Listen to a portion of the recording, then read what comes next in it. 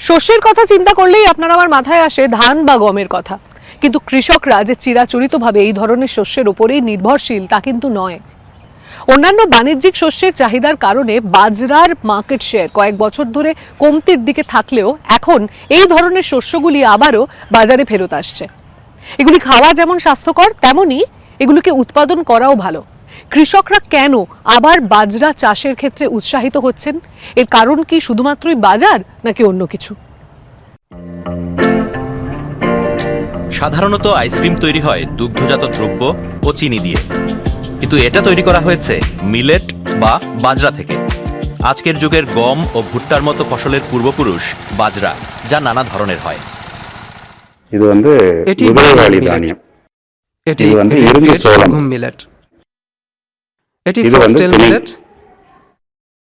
இது এবং வந்து এটি কোকো வரகு. মিলেট। வரகு தான் இந்த যা এই பகுதிகளில் অঞ্চলে அதிகமாக সবথেকে বেশি চাষ பயிரிடப்படுற হয়। ஒரு தானியம்.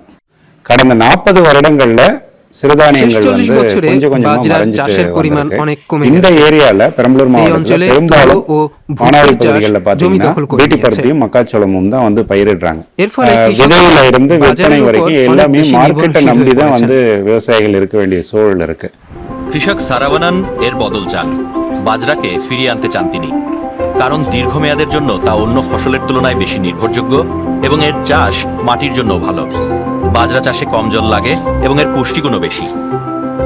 বাজরা চাষ ছড়িয়ে দিতে এবং অন্য চাষিদের সহযোগিতার জন্য তিনি নামালবার organic millet farmers producers organisation নামে একটি সমবায় শুরু করেছেন।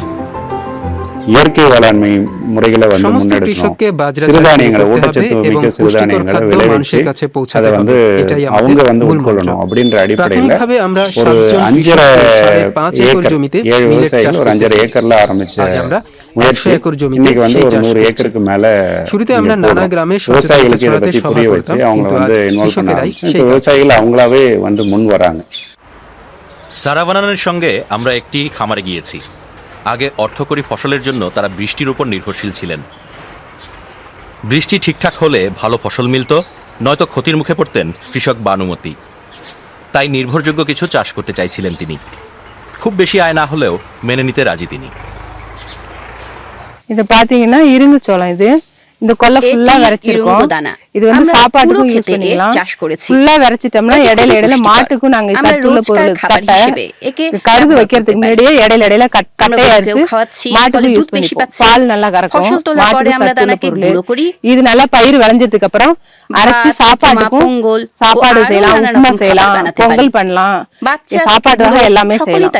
எல்லாருமே சாப்பிடலாம், சின்ன குழந்தைங்கள்ல இருந்து பெரியவங்க வரைக்கும் எல்லாருமே சாப்பிடலாம். இப்ப ஆர்டினரி எங்க ஊர்ல நாங்க போட்டு நாங்க அரைக்கிற வாசி இந்த வாட்டி பாத்தீங்கன்னா தீபாவளிக்கு எங்க வீட்டுல எல்லாம் முறுக்கு, லட்டு உருண்டை, பிஸ்கட் எல்லாமே செய்வோம் நாங்க।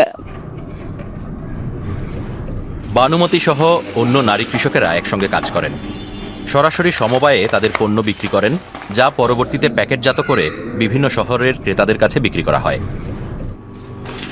তারা সাফল্যের মুখ দেখছেন, কারণ শহরাঞ্চলে বাজরা ক্রমশ জনপ্রিয় হচ্ছে। இப்போ நாங்க வர்க்கிங் விமன் தான் இருக்கிறதுனால ஜெனரலி இஃப் யூ see இதெல்லாம் மில்லட்ஸ்லாம் வாங்கி அரைச்சு அதை ரோஸ்ட் பண்ணி அரைச்சு சில்ட்ரனுக்கு கொடுக்கிறது ரொம்ப கஷ்டம். சோ இந்த மாதிரி when they sell it as powders সকালের இந்த খাবার மாதிரி বানানো மிக்ஸாலாம் সহজ கொடுத்தாங்கன்னா করেছে। மார்னிங் வந்து আমরা டாஸ்க் আমাদের ரொம்ப ஈஸியா সন্তানদের இருக்கு, মুখে ஒரு சாட்டிஸ்ஃபேக்ஷனாவும் இருக்கு that children are having healthy food।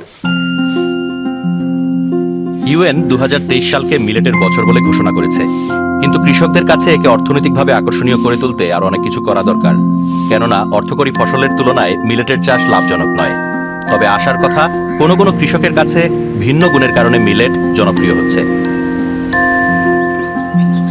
சிறுதானியங்கள் வந்து ரொம்ப எல்லா விதத்திலும், அதாவது நம்ம இன்னைக்கு வந்து கிளைமேட் ரெசிலியன்ட் கிராப்னு சிறுதானியங்களை சொல்றாங்க.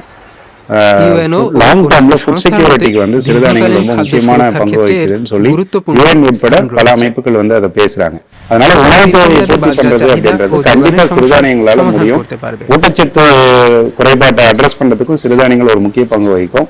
அரிசிக்கு இப்ப எப்படி ஆதரவு இருக்கோ, கோதுமைக்கு எப்படி ஆதரவு இருக்கோ, அதே போல சிறுதானியங்களுக்கு அரசாங்கத்துடைய ஆதரவு இருந்தது அப்படின்னா பரவலா வந்து சிறுதானியங்கள் பயிரிடப்படும். மக்கள் தாராளமா சிறுதானியங்கள் பயிரிட்டு கொடுக்கறதுக்கு நிறைய வாய்ப்பு இருக்கு। এই অঞ্চলের কৃষকেরা চিরাচরিত কৃষিতে ফিরে যাচ্ছেন। এটি সফল হলে বাজরার প্রত্যাবর্তন ঘটবে।